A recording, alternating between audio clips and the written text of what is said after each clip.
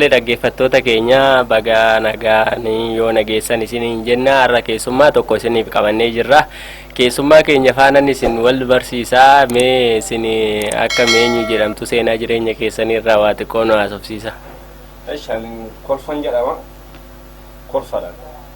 Kolfa jedhamtu mee yeroo keessan yeroo hedduu kolfarratti dabarsitu jedhanii quba qabna. Akka kolfaa turtanis baay'ee namoonni hedduun raajeffatu. Kolfa keessan istaayilii garaagaraatiin kolfitu mee isaan keessaa tokko nutti agarsiisa.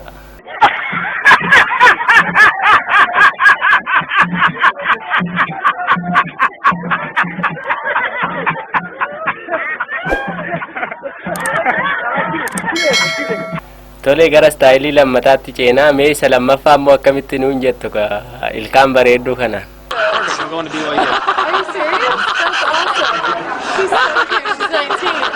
She's 19.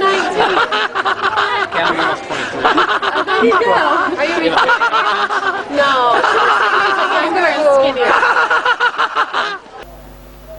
She isa sadaffaa immoo nutti agarsiisaa mee.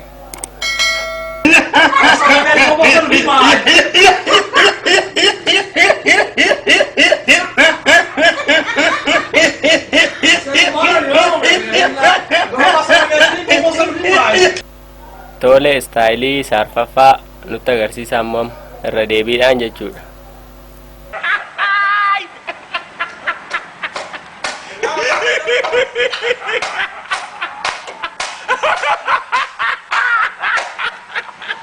Mee isa xumuraa fi isa dhaggeeffattoota keenyatti kolfa keessaniin nagaadhaan maxxan mee isa xumuraa gaariidha kan jettan istaayiloota keessan keessaa nutti agarsiisa.